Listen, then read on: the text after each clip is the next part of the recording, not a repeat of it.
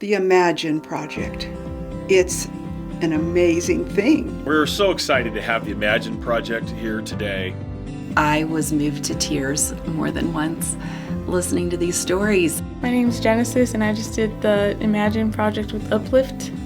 Today we had the opportunity to participate in the Imagine Project, which brought a lot of hope and healing to our students and the staff as well.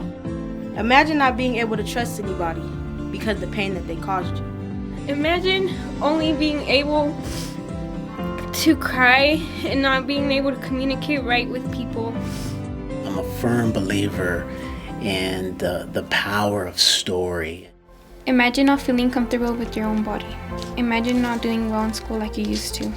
I thought the kids really were so brave in sharing their stories and their challenges.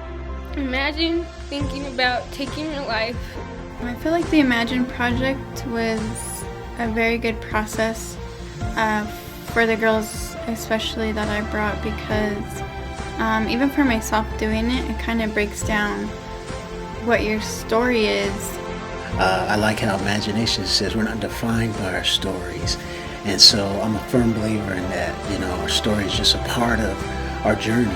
You like to imagine these innocent young faces growing up knowing that the world will be welcoming them. It's just a great way of being able to grow and discover who they are and how they can, meet the challenges. One of my imagines was imagine using my story to help young people navigate their story. It lets you kind of go through what's been hurting you or what you've gone through. Imagine not knowing that you would ever get over the pain that losing someone causes. And then it's kind of developed into something that you can use.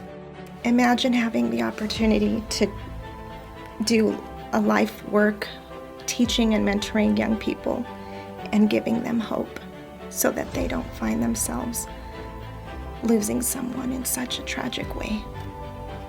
To go from that place and that space and that energy into possibility thinking. Imagine me becoming an architect and helping people and guiding them through life. And that's my story. Imagine believing that a Hispanic brown girl who comes from what people call the ghetto could become a lawyer.